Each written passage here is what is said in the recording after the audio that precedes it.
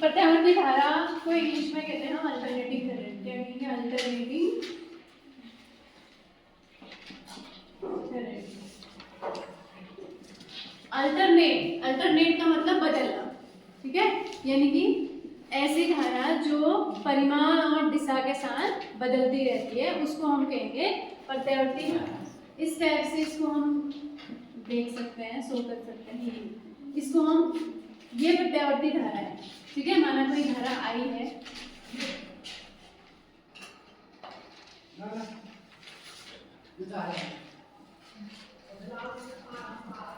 ठीक, तो इसको हम ये इस टाइप के जो धारा है उसको हम ऐसे डिनोट कर सकते हैं प्रत्यावर्ती धारा। प्रत्यावर्ती धारा का मतलब ऐसी धारा जो परिमाण और दिशा के में समय के साथ बदलती रहती है। देखो कैसे, यहाँ धारा 0 थी ना, फिर कितनी हुई? अधिकतम हुई, फिर और 0 पे आई, फिर ये निगेटिव में गई, है ना, फिर यहाँ से फिर 0 में आई, फिर पॉजिटिव में गई, फिर 0 में आई, फिर निगेटिव। इसका मतलब प्रत्यावर्ती धारा क्या है? ऐसी धारा जो समय के साथ, ये टाइम है, टाइम के साथ क्या परिमाण और दिशा में बदलती रहती है। परिमाण का मतलब ये बदल रहा है इसका, दिशा का मतलब एक बार पॉजिटिव है एक बार नेगेटिव है, तो ऐसी धारा को हम क्या कहेंगे? प्रत्यावर्ती धारा, अल्टरनेटिंग करंट। करंट के बारे में आपको पता है, what is current? Flow of charge is called current, यानी कि आवेशों के प्रवाह को हम क्या कहते हैं? धारा कहते हैं। क्लियर हुआ ना? तो धारा में हम प्रत्यावर्ती धारा के बारे में पढ़ रहे हैं। धारा 2 टाइप की होती है, एक तो अल्टरनेटिंग करंट होती है, एक डायरेक्ट करंट, ठीक है। तो आप अभी अल्टरनेटिंग करंट पढ़ोगे, यानी कि प्रत्यावर्ती धारा जो समय के साथ जिसका मान, परिमाण और दिशा बदलती रहती है, उसको हम प्रत्यावर्ती धारा कहते हैं। क्लियर हो गया? तो प्रत्यावर्ती धारा में धारा तो होगी और धारा के साथ साथ क्या होगा? विभव भी होगा, है ना।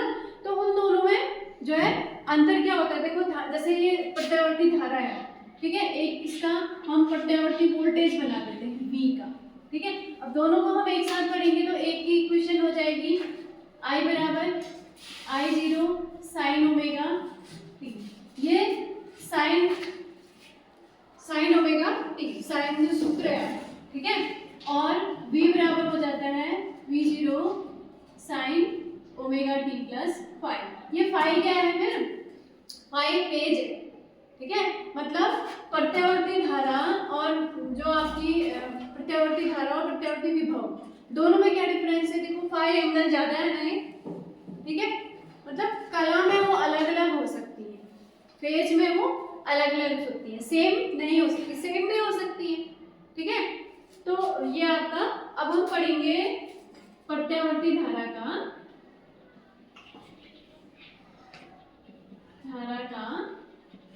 प्रेरित विद्युत वाहक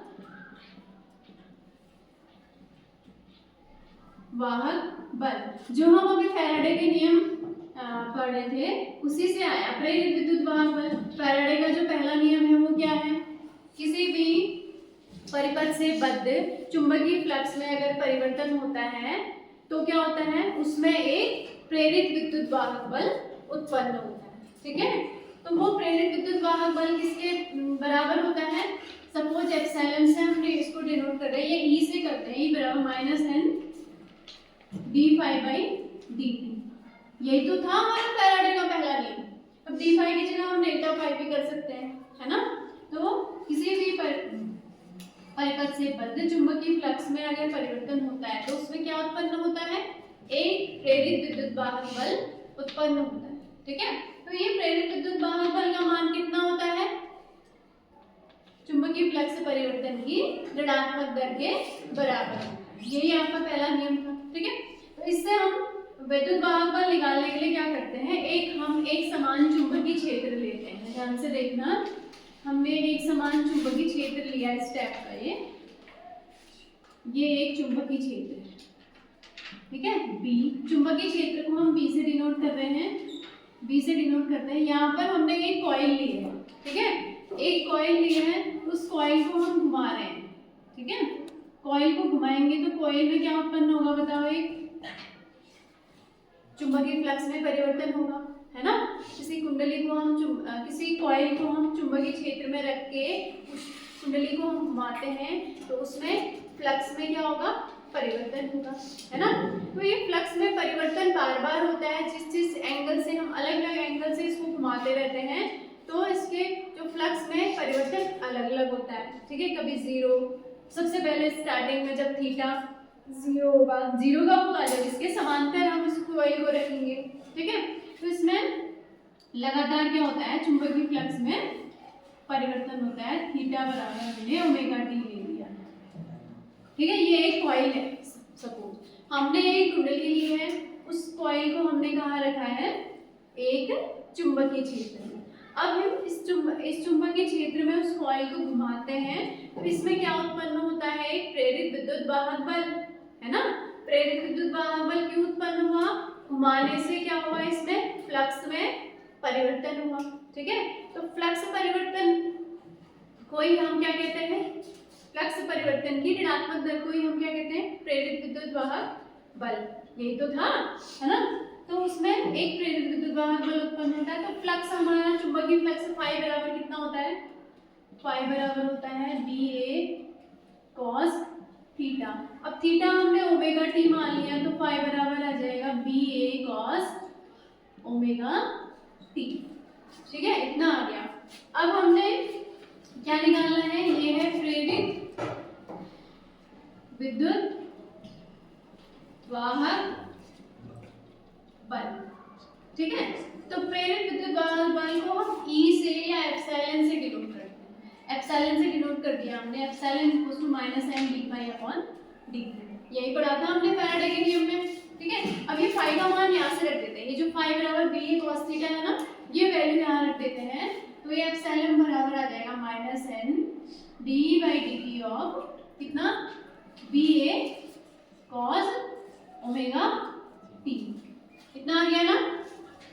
अब इसको हम डिफरेंशिएशन मैथ्स में आपने पढ़ दिया होगा, cos ओमेगा टी का डिफरेंशिएशन क्या होता है, minus sine omega t, minus sine भी होता है ना।